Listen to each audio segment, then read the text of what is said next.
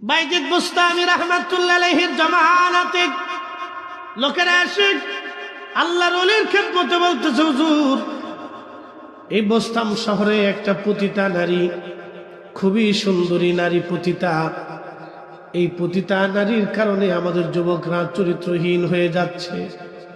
হুজুরের খেদমতে আসছি, একটা ব্যবস্থা আপনি করে দেন।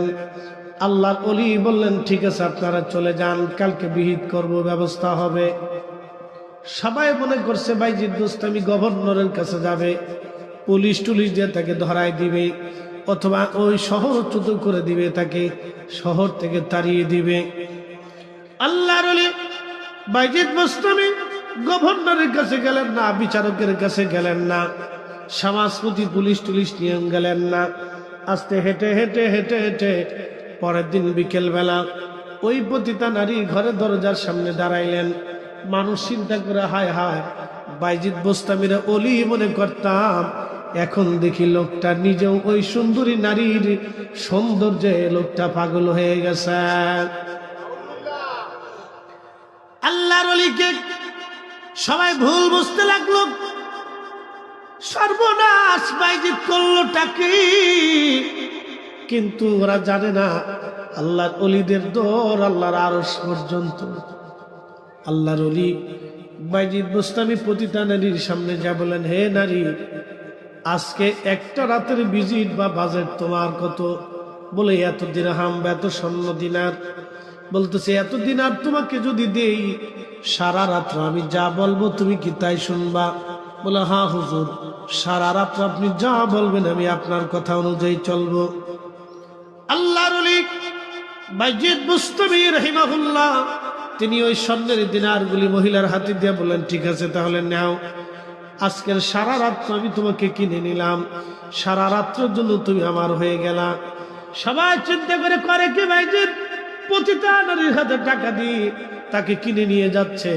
বাইজিদ বুস্তামিও কি এই সুন্দরী নারীর প্রেমে পাগল হয়ে গেল? তারই যৌবন দেখে কি নেশায় আসক্ত হয়ে গেল? সবার চিন্তা নেগেটিভ, সবার চিন্তা নেগেটিভ। হযরত বাইজিদ বুস্তামি রাহমাতুল্লাহ আলাইহি মেয়েটাকে নিয়ে হাঁটা দিলেন, শহর দিয়ে হেঁটে হেঁটে আসে। হাজার হাজার মানুষ দেখে অবাক, খাই হ্যাঁ বাইজিদ করলোটা কি? সবার চিন্তা বাইজিদ বুস্তামি করলোটা কি? এ কাজ ওলি করতে পারে? ভিন্ন চিন্তা শুনে আল্লাহর ওলি বাইজিদ বুস্তামি রাহিমাহুল্লাহি তাআলা আলাইহির রাহমা তিনি এবার মেয়েটাকে নিয়ে হুজরায় চলে গেলেন। হাজার হাজার মানুষ দেখলো বাইজিদ মেয়েটাকে নিয়ে তার হুজরায় চলে গেছে। হুজরার ভিতরে নিয়ে বাইজিদ বুস্তামি মেয়েটার সামনে বসে বললেন, মা, আমি তোমাকে আজকে রাতের জন্য কিনে নিয়ে আসছি, তুমি বলছো সারা রাত আমি যা বলবো তুমি তাই শুনবা। এ মা, আমি বাইজিদের কান পিপাসা নিবারণের জন্য তোমাকে আজকে আমি আনি নাই। মা রে, তুমি আগে গোসলখানায় যাও, গোসল করে আসো, তোমার জন্য আলাদা রুম আমি নির্বাচন করে রাখছি। গোসলখানায় গেল মহিলা, গোসল করে পাক সাফ হয়ে আসার পরে আল্লাহর ওলি বাইজিদ বুস্তামি রাহমাতুল্লাহ আলাইহি মেয়েটাকে নাস্তা করাইয়া যায় নামাজে বসাই দিয়ে বললেন, মা, তোমাকে আজকে নিয়ে আসছি, সারা রাত্র ভরে ভরে তুমি আজকে নামাজ পড়বা।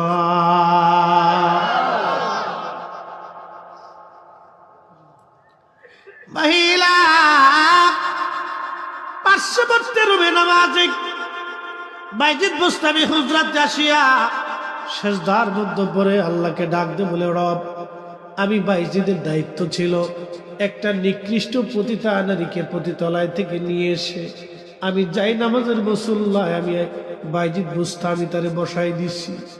ইয়া রব, আমার দায়িত্ব ছিল যাই নামাজের মুসল্লায় বসাই দেওয়া, এখন মন পরিবর্তন করার দায়িত্ব আমার নাই, শক্তি আমার নাই, তার হৃদয় পরিবর্তন করে দেওয়ার মালিক তুমি আল্লাহ।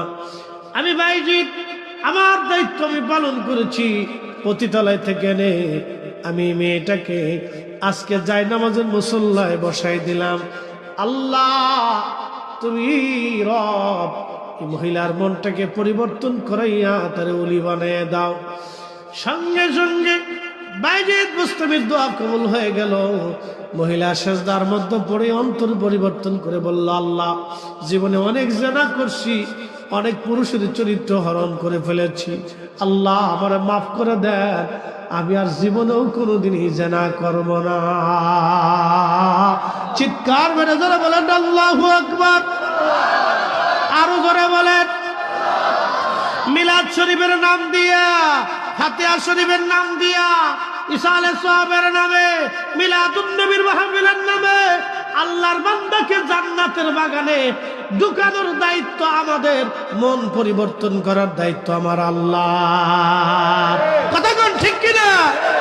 তাহলে ঘরে ঘরে মিলাদ চলবে নি? দোয়া দুরূদ চলবে, কোরআন খতম চলবে।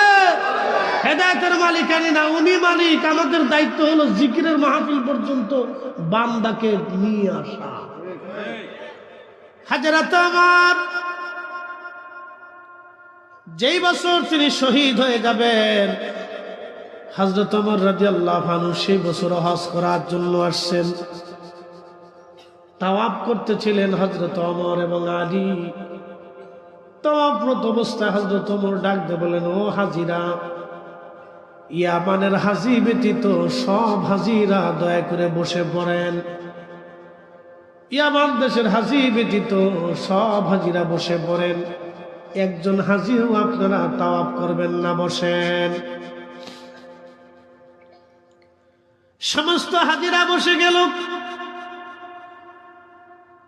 শুধু ইয়ামানের হাজিরা দাঁড়ানো। হযরত ওমর বললেন, ইয়ামান দেশের হাজিদের মধ্যে যারা কারনি, কোন অঞ্চল অথবা কোন বংশোদ্ভূত, তারা ব্যতীত সবাই বসে পড়েন। সব হাজি বসে পড়ল, একজন ব্যক্তি দাঁড়ায় রয়েছে। হযরত ওমর জিজ্ঞেস করলেন, আপনি কি কারনি? বলে, হ্যাঁ আমি কারনি। আপনাকে জিজ্ঞেস করি, একটা জবাব দিবেন, বলেন আপনি কি ওয়াইস আল কারনি নামক কাউকে চিনেন? লোকটা ডেকে বলল, হ্যাঁ খলিফাতুল মুসলিমিন, আপনি যার নাম বলছেন সে আমাদের সমাজের এক পাগল। ছোট্ট একটি ঝুপড়ি ঘরের মধ্যে সে থাকে। খেজুরের বিচিগুলি টুকায় টুকায় বাজারে বিক্রি করে কোন রকম দিন চলে তার। একটা মাত্র জুব্বা ছিঁড়ে ছিঁড়ে তালি পড়ে গেছে। আমাদের ছাগল উট দুব্বাগুলি চড়িয়ে দুই এক পয়সা পেয়ে জীবন চলে তার।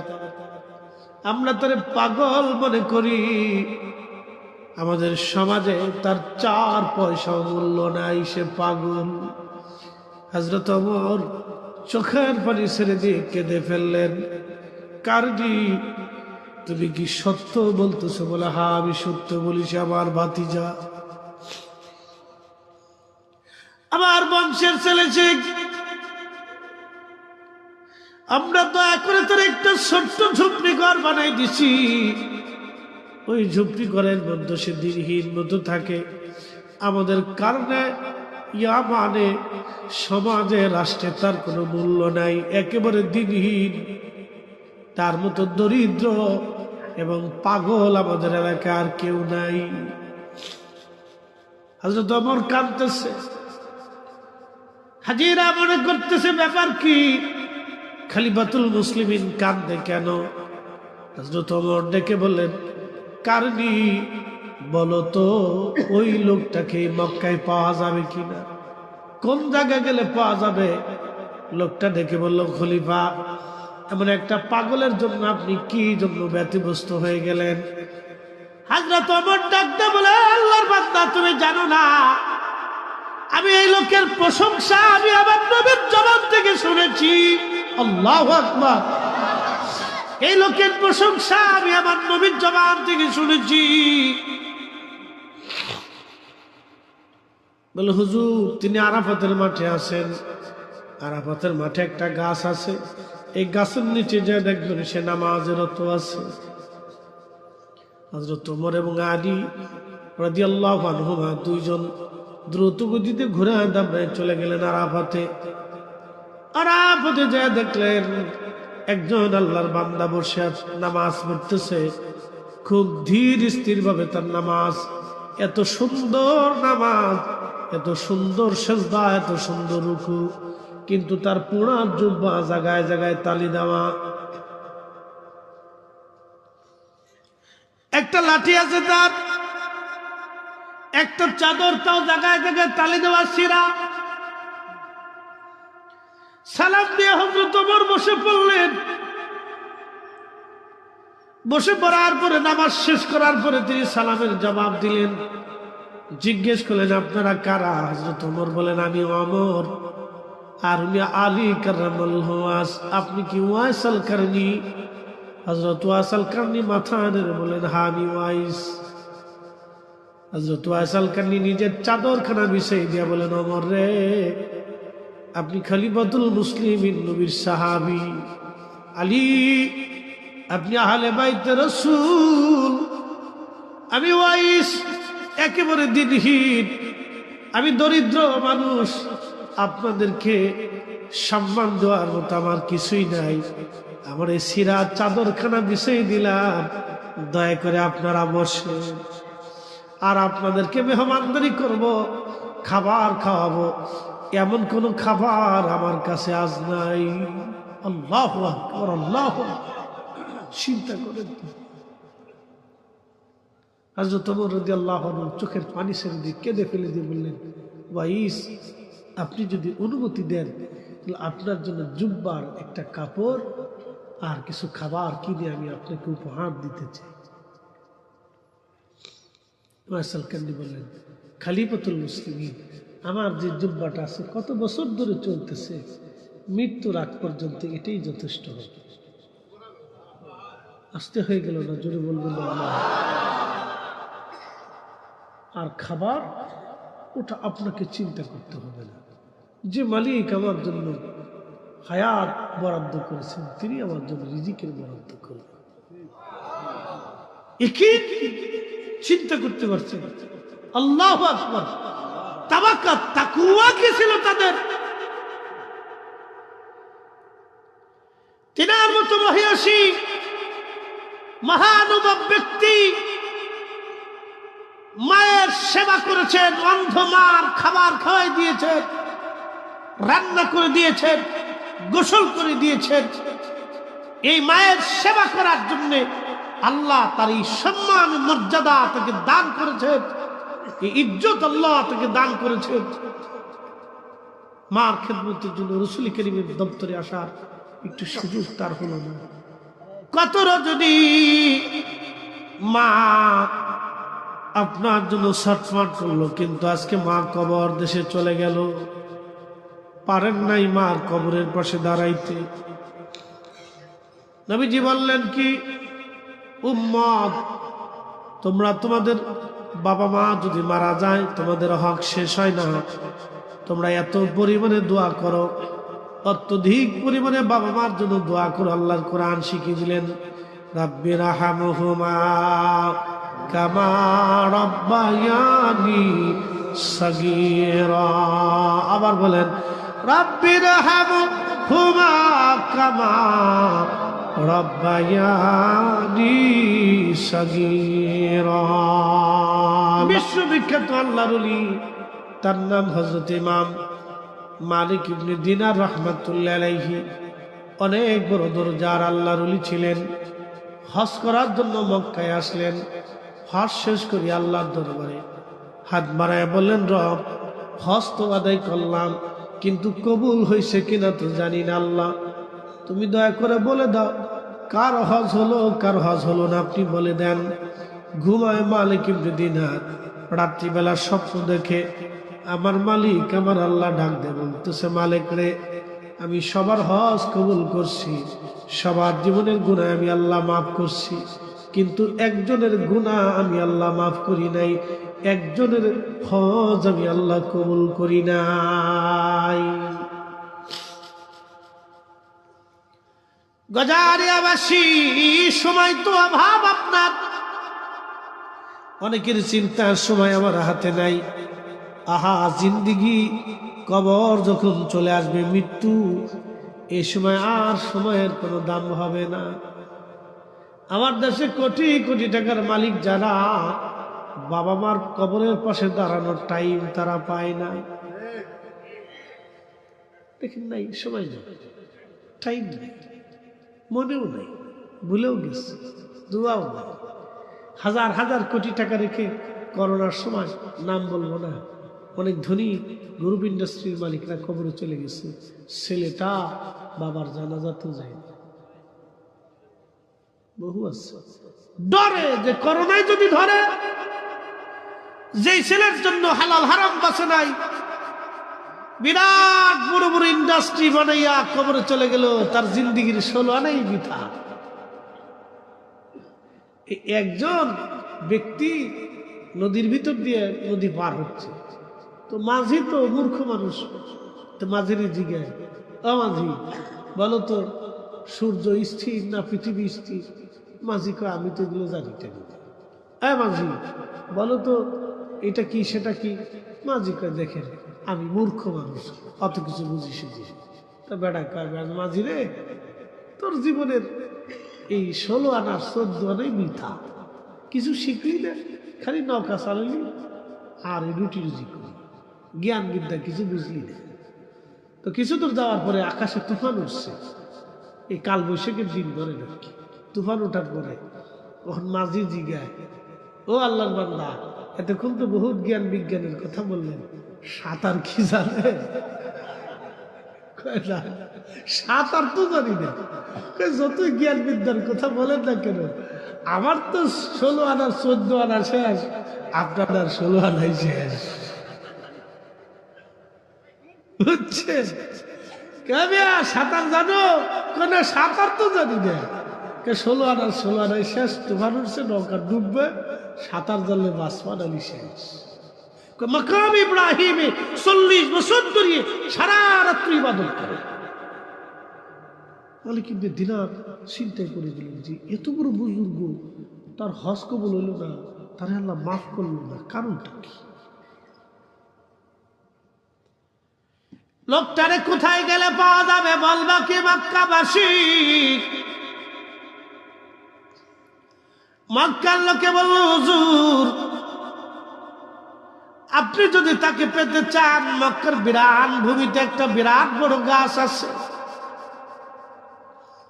ওই গাছের নিচে সারাদিন ছায়ার মধ্যে আল্লাহর ইবাদতে কাটায়, নামাজ পড়ে জিকির করে, সারাদিন রোজা রাখে। মালিক ইবনে দিনার রাহিমাহুল্লাহ রওনা হয়ে মক্কার বিরাট ভূমিতে যায়, দেখলেন একজন বান্দা গাছের নিচে দাঁড়ায় দাঁড়ায় খুব ধীর স্থির ভাবে নামাজ পড়ে, কিন্তু তার ডান হাত কাটা। কারণ কি? আস্তে করে যার পাশে যায় সালাম দিয়ে বসে গেলেন। লোকটা ধীর স্থির ভাবে নামাজ শেষ করলেন। নামাজটাও খুব লম্বা নামাজ ছিল।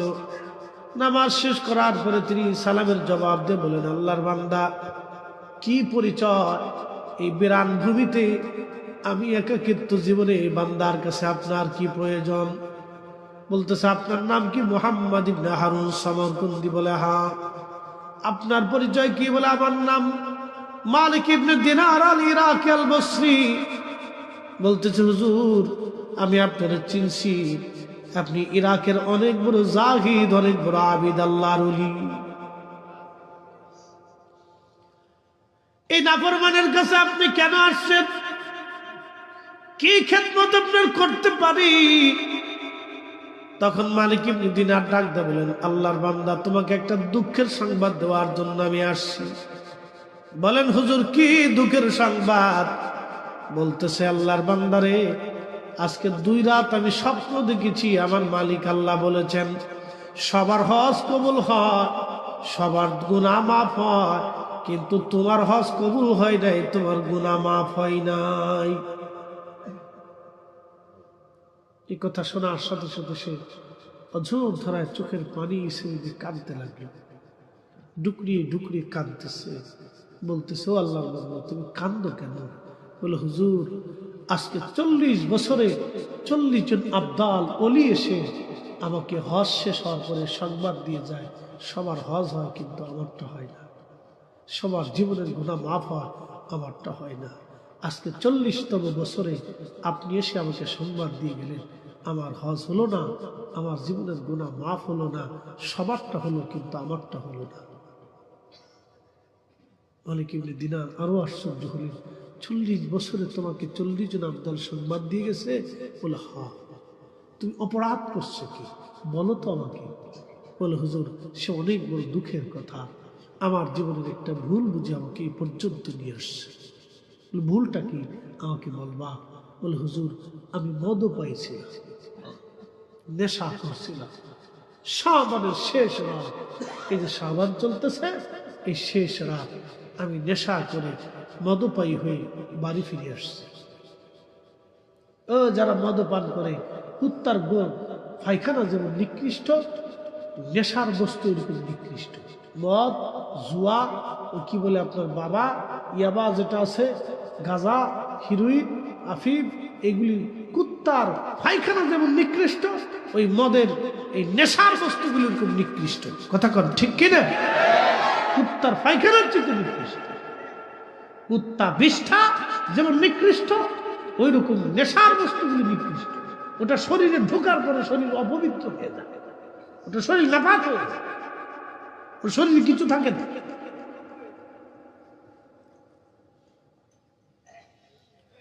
শুনিয়া যান গদারি আবাসিক লোকটা কেঁদে দেব, হুজুর শাবানের শেষ রাত মদপায়ী হয়ে নেশা করে করে আমি বাড়িতে আসার পরে আমার মা উনুনের পাশে চুলা রান্না বান্না করতেছিল।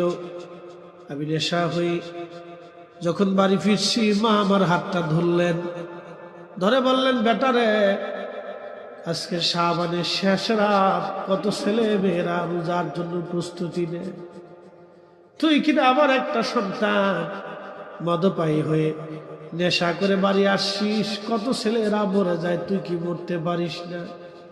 আমার স্ত্রী আমাকে ধাক্কাইয়া ঘরের মধ্যে নিয়ে ঘরে দরজার বাহির থেকে খিল মেরে দিল।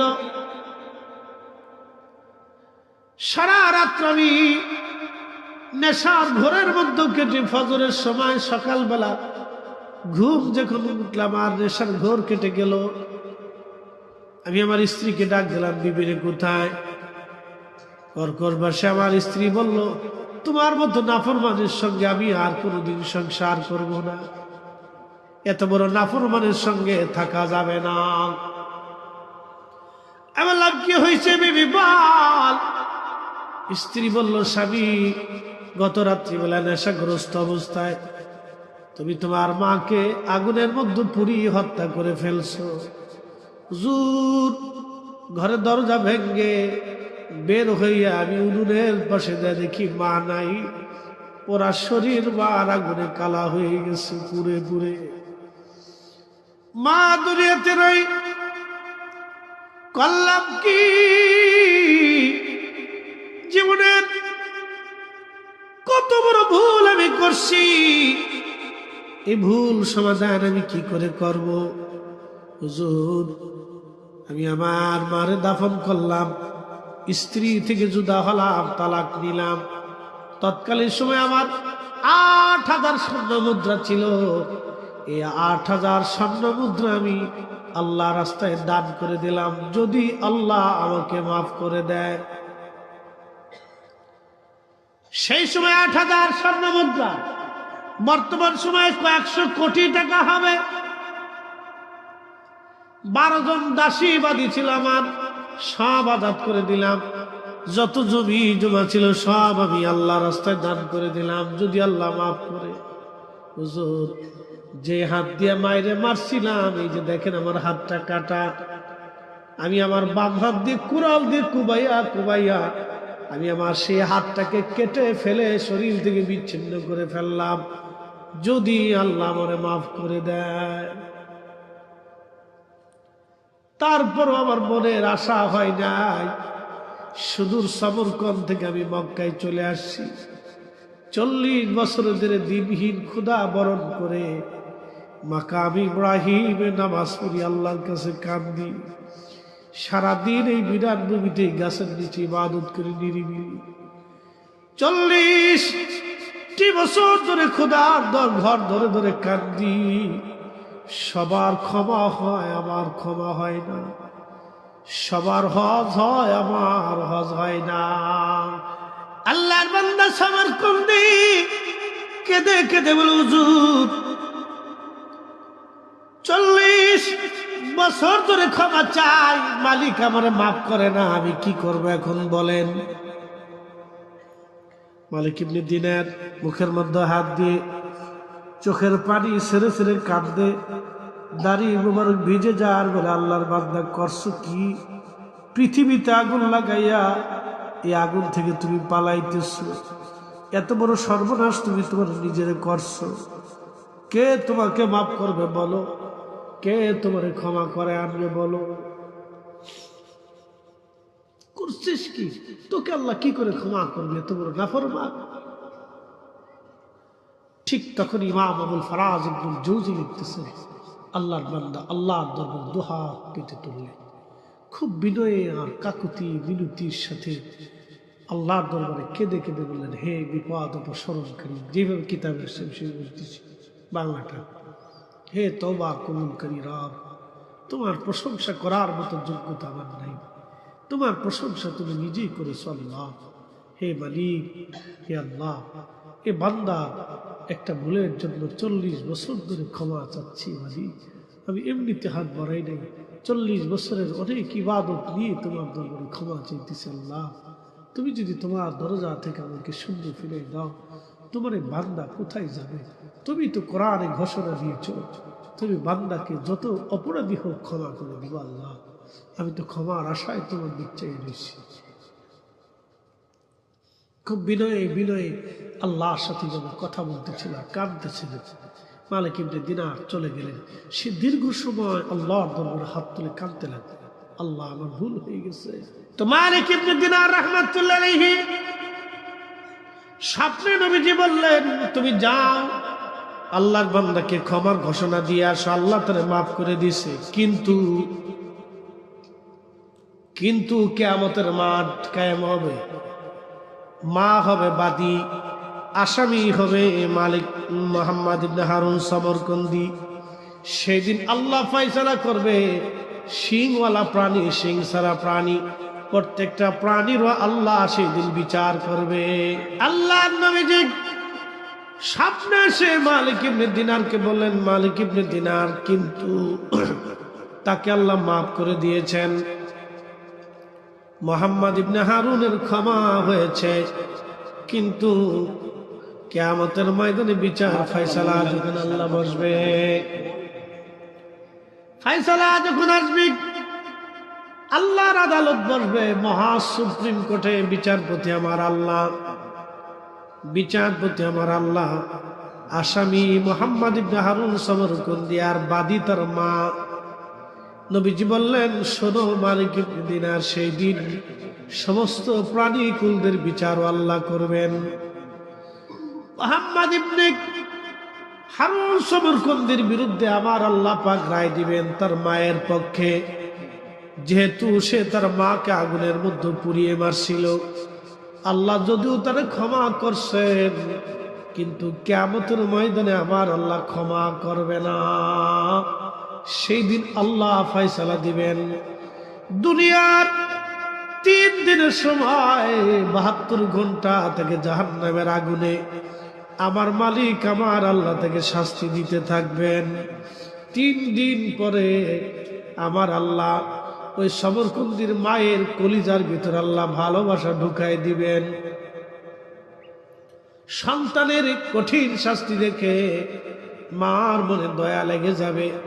মা সেই দিন ডাক দেয়, বলবে, মালিক আমার সন্তান অপরাধ করছিল, আমি মা আমার সন্তানটার এই জাহান্নামের কষ্ট দেখে আর সহ্য হয় না, আল্লাহ আমি আমার সন্তানকে মাফ করে দিছি, তুমি আল্লাহ আমার ছেলেটাকে মাফ করে দাও।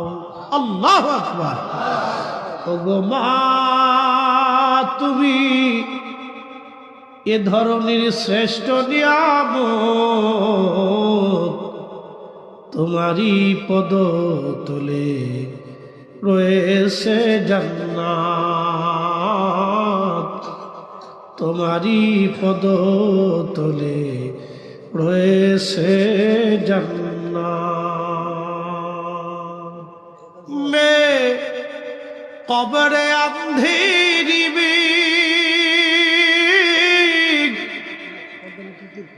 ঘাবড়াউঙ্গা যাব তনহা।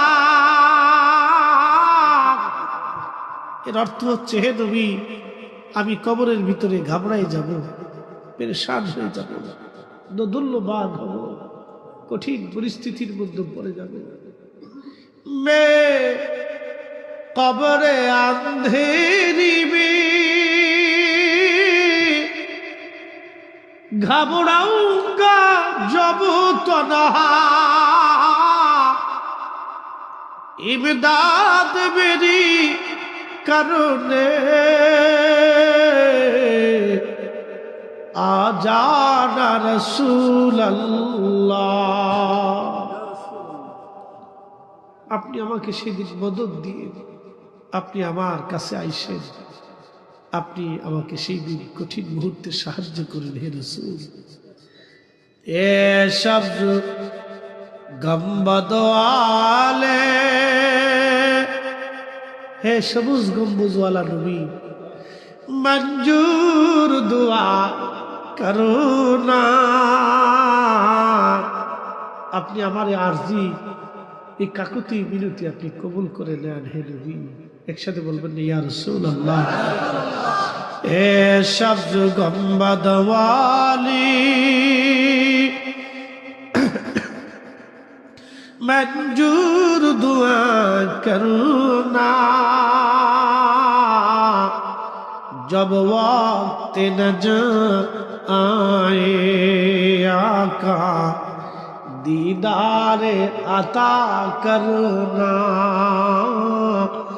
दीदार अता करना। मैं कब्र अंधेरी में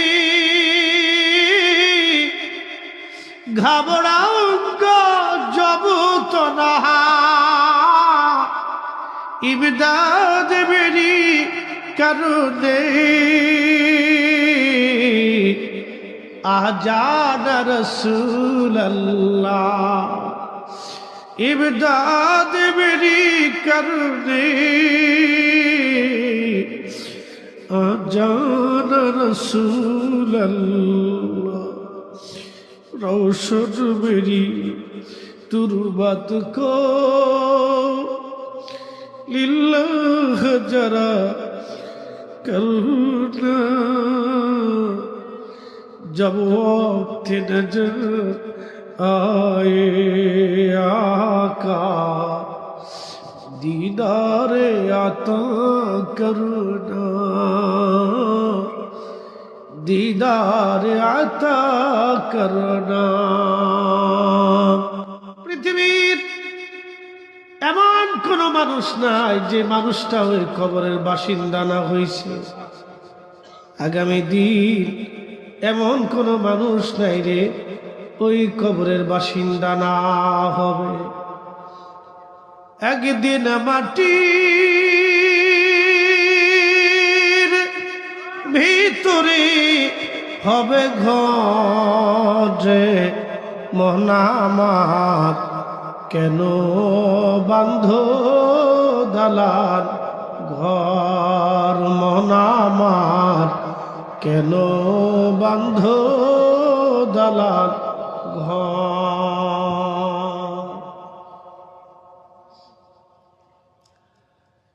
টাঙ্গাচরবাসী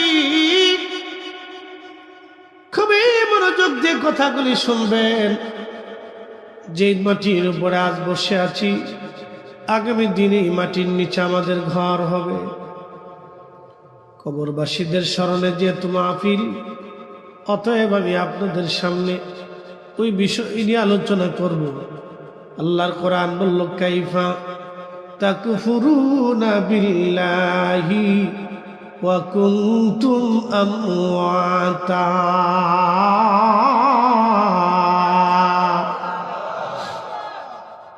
সৃষ্টি যদি এত সুন্দর হয়, না জানি মালিক কত সুন্দর।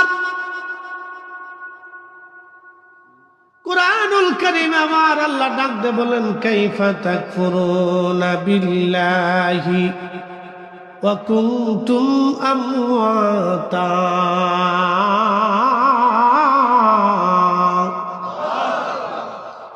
কি করে আল্লাহকে তোমরা অস্বীকার করো, কি করে মালিকরে অস্বীকার করো, অথচ তোমরা মৃত ছিলে।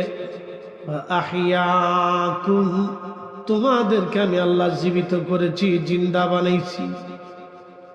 অস্তিত্বহীন ছিলে তুমি, কিছুই তুমি ছিলে না, তোমার অস্তিত্ব ছিল একটু শুকরানুর ভিতরে। ওয়াবাদা খালকাল ইনসানি মিন তুরাব, আমি মানব জাতির সৃষ্টির সূচনা করেছি মাটি থেকে। সুম্মা জাআলা নাসলাহু মিন সুলালাতিন মিন মাহিন মাহিন,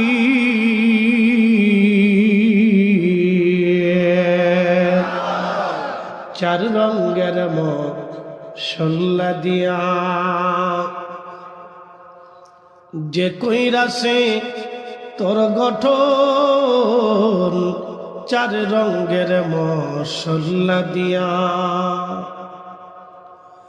আগুন পানি মাটি বাতাস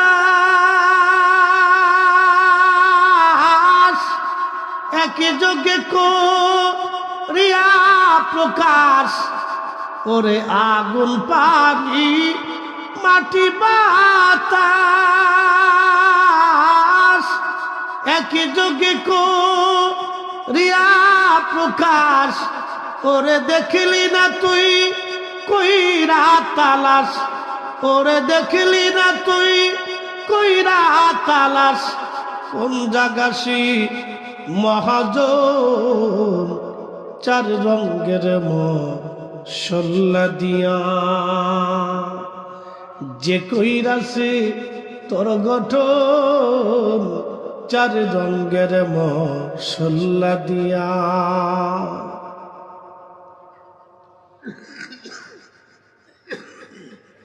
পানির ভিতরে শুক্রাণু ডিম্বাণু, আল্লাহ বলতেছেন আমি ওই পানি থেকে মানব জাতির বংশ বিস্তার করলাম। শরীর থেকে নির্গত হওয়ার পরে যেখান থেকে গন্ধ বের হয়, পচা গন্ধ আসে। ও নবীর উম্মত, কথাগুলি শুনে যাবেন। আল্লাহ পাক এই জন্য গোসল থেকে ফরজ করে দিয়েছেন। ওই পানি থেকে আল্লাহ বানাইলেন। তাহলে বলেন, মানুষের অহংকার করার মতো কিছু আছে? জোরে বলেন, আছে? না হবে বিদ্যার অহংকার, না হবে সম্পদের অহংকার, না আসবে ক্ষমতার অহংকার, না আসবে জ্ঞান গরিমার অহংকার। একমাত্র অহংকার আমার আল্লাহ। দুনিয়াতে যারা অহংকার করবে তারা সব শয়তানের ভাই। কি কথা বলেন, ঠিক কিনা? আমাদের কিছু আছে, সব কার? একসাথে বলতে হবে, কার? আমাদের জন্য রিজিক বরাদ্দ করে কে? মায়ের পেটে স্বাস্থ্য, সৌন্দর্য, চোখ, কান, মুখ, নাক সব যিনি বরাদ্দ করলেন তিনি আল্লাহ। মায়ের পেট থেকে নামাইয়া মায়ের কোলের ভিতরে নিয়ে যিনি খাওয়াইলেন তিনি আল্লাহ। যেই মালিক আপনাকে মায়ের কোলে খাওয়াইতে পারে, সেই মালিক হাত পা শক্তি সামর্থ্য দেওয়ার পরে খাওয়াইতে পারে না? তাহলে খাবারের চিন্তা করিয়া রুটি রুজির চিন্তা করে যারা রোজা ছেড়ে দেয়, এদের মধ্যে বুকা পৃথিবী তার কেউ নেই। অনেকের চিন্তা মাহে রমজান আসতেছে, আমি যদি কাজ করি আমার ছেলে ফোলার বাজার কে করবে? ছেলে ফোলার চিন্তা তো আপনার না। যে সন্তানটা দুনিয়াতে আসছে তার রিজিক আমার আল্লাহ বরাদ্দ করে রাখছে। কি কথা বলেন, ঠিক কিনা?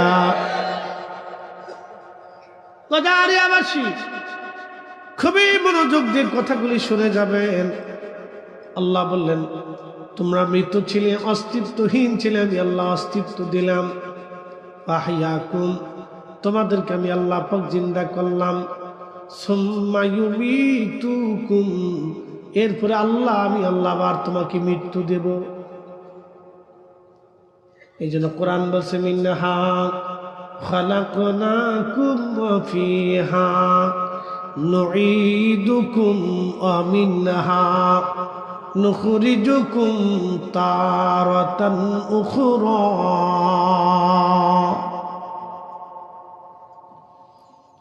কজারিয়ার মুসলমান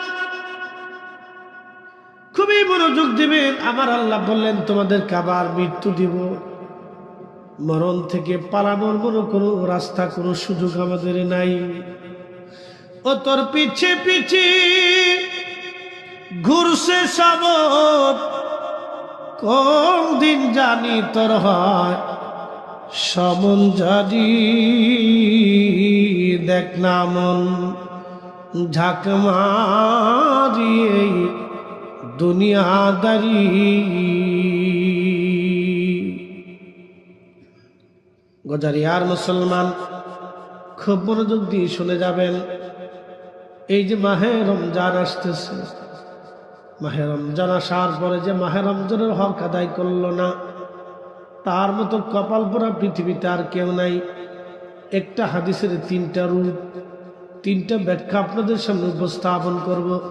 সুনান তিরমিজিতে নবীজি বললেন, হঠাৎ করে মিম্বরে কদম রাখলেন, আমিন বললেন, আবার কদম রাখলেন, আমিন বললেন, আবার কদম মোবারক রাখলেন, আমিন বললেন। সাহাবীরা বললেন, হুজুর তিনবার মিম্বার শরীফে কদম রেখে আমিন বললেন, হিকমত তো বুঝলাম না।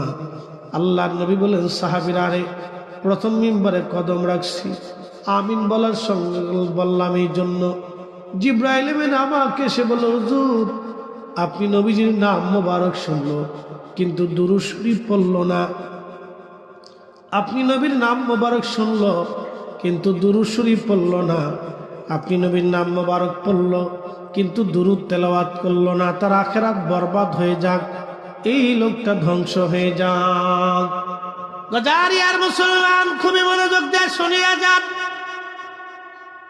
কোরআন বলতেছে, ফামাইয়া আমাল মিসকালা যাররাতিন খায়রান ইয়ারা, অনুপরিমাণ নেক কাজ যদি তুমি করো, আমার মালিক আমার আল্লাহ তোমার প্রতিদান দিয়ে দিবে। একবার জোরে বলা যাবে কি সুবহানাল্লাহ? বলেন, আল্লাহর ফয়সালা চেঞ্জ হবে? তাহলে কোরআন শরীফ তেলাওয়াত করলে 10 নেকি 1 হবে, আমাদের ফয়সালা না আল্লাহর ফয়সালা? তাহলে মিলাদ শরীফে কোরআন শরীফ তেলাওয়াত করলে নেকি আছে না নাই? আল্লাহর কোরআন অনুযায়ী নেকি আছে না নাই? নবীর হাদিস অনুযায়ী নেকি আছে না নাই? তাহলে নেক না বেদাত, ইবাদত না বেদাত? কথা কন না, ইবাদত না বেদাত? ইবাদত। নবীজির দুরূদ শরীফ একবার পড়লে 10টা নেকি হয়, 10টা গুনাহ মাফ হয়।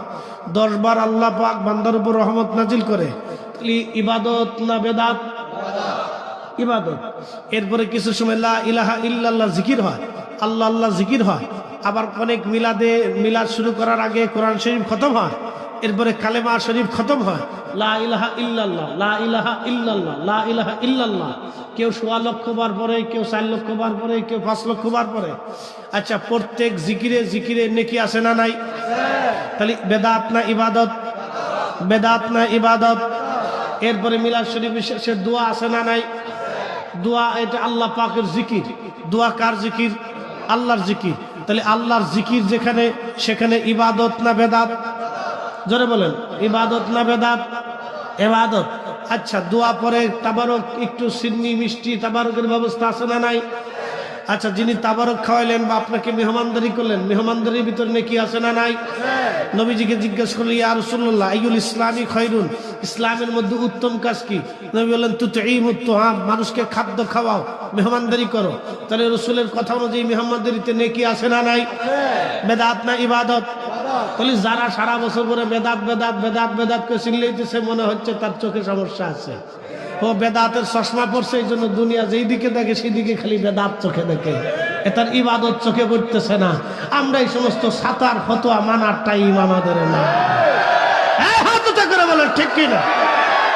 তাহলে বলেন ঘরে ঘরে মিলাদ চলবে, দোয়া চলবে, ফাতিহা চলবে, ইসালে সব চলবে, কোরআন খতম চলবে। এইগুলি অপসংস্কৃতি বেহায়াপনা দূর করতে হলে আমাদের ঘরে ঘরে নবীর মিলাদ, দুরূদ, সালাম, কোরআন খতম, দোয়া, দুরূদ, জিকির, আজকার চালু করতে হবে। কথা বলেন ঠিক কিনা? আল্লাহু আকবার। ইয়া রাসূলুল্লাহ, জিন্দাবাদ জিন্দাবাদ। আমরা মিশনারি চলবে চলবে। আল্লাহু আকবার ওয়ালিল্লাহিল হামদু। বিসমিল্লাহির রাহমানির রাহিম।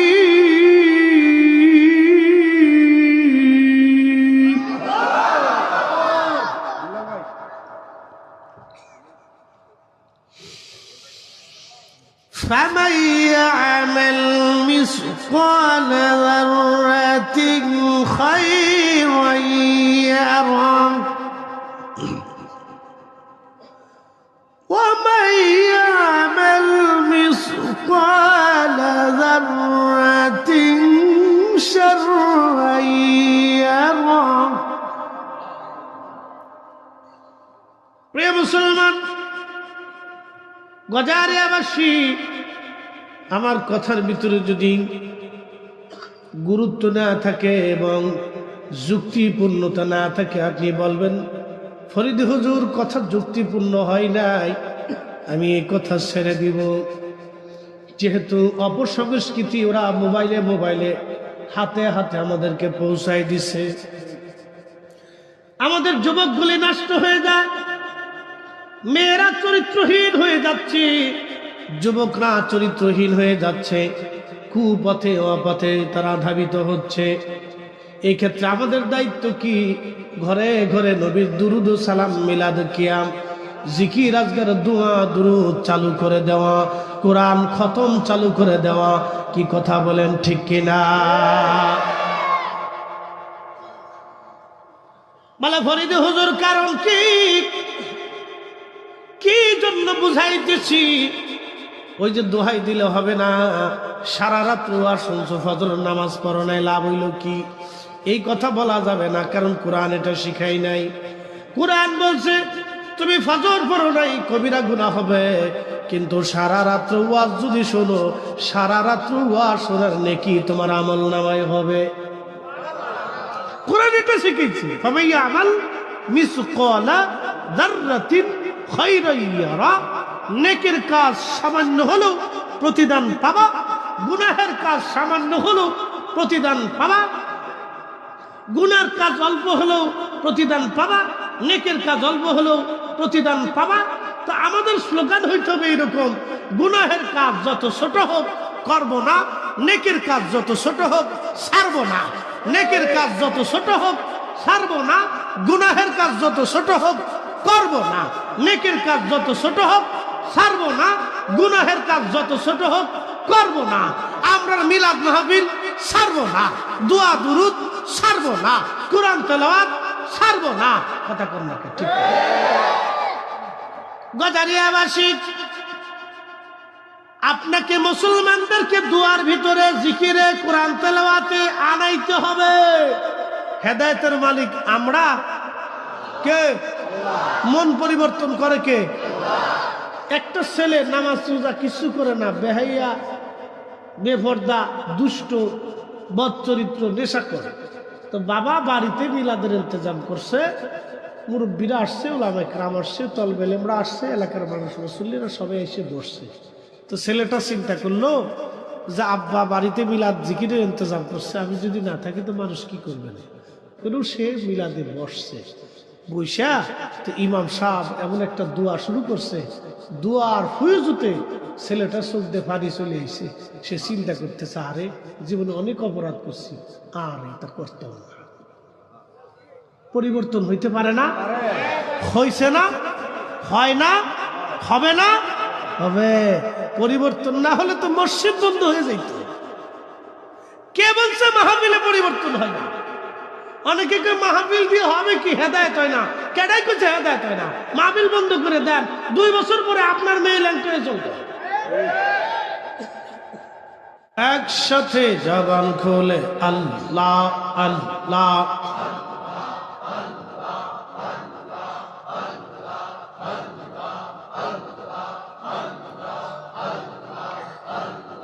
সালাতু সালাম গোয়া মার দুরুদ সালাম গোয়া মার কইও নবী মুস্তাফায়, তোমরা যদি যাও রে মদিনা।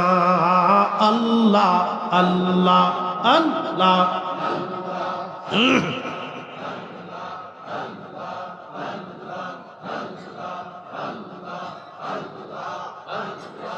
ওই মদিনা শরীফের মাঝি নূরের একটি খাম্বায়া সে গো, সেই খাম্বাতে হেলান দিয়া, সেই খাম্বাতে হেলান দিয়া খুদবা পড়তেন মুস্তাফা। তোমরা যদি যাও রে মদিনা। আল্লাহ আল্লাহ আল্লাহ,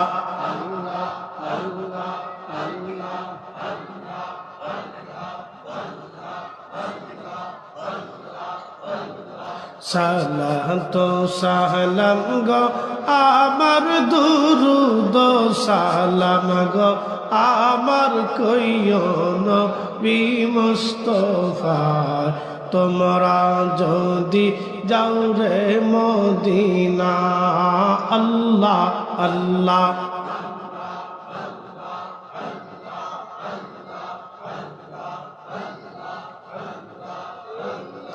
ওই মদিনা শরীফের মাঝি নূরের একটি রওজা সে গো, সেই রওজাতে ঘুমিয়ে যাসেন, সেই রওজাতে ঘুমিয়ে আসেন দিনের নবী মুস্তাফা।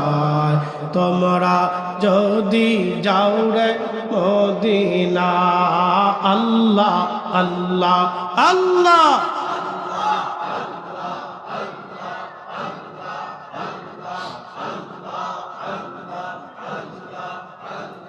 সালাতু সালাম গো আমার দুরুদ সালাম গো আমার কইও নবী মুস্তাফা। তোমরা যদি যাও রে মদিনা। আল্লাহ আল্লাহ,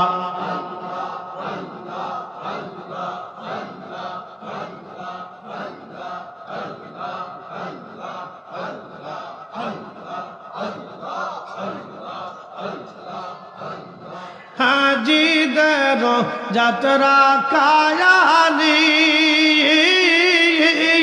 বৈশা থাকি পথের ধারে গো, হাজিদের যাত্রা কালি বৈশা থাকি পথের ধারে গো। আমার সালাম পৌঁছাই দিও, আমার সালাম পৌঁছাই দিও ওই না সোনার মদিনা। তোমরা যদি যাও রে মদিনা। আল্লাহ আল্লাহ আল্লাহ,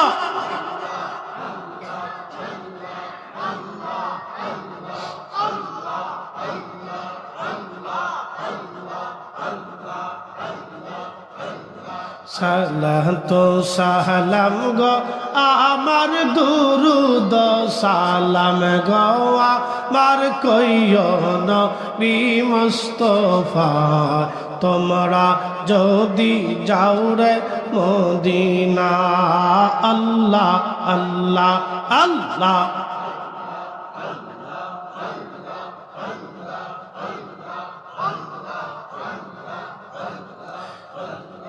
লা ইলাহা ইল্লাল্লাহু মুহাম্মাদুর রাসূলুল্লাহ সাল্লাল্লাহু আলাইহি ওয়াসাল্লাম। একবার জোরে বলা যাবে কি মারহাবা।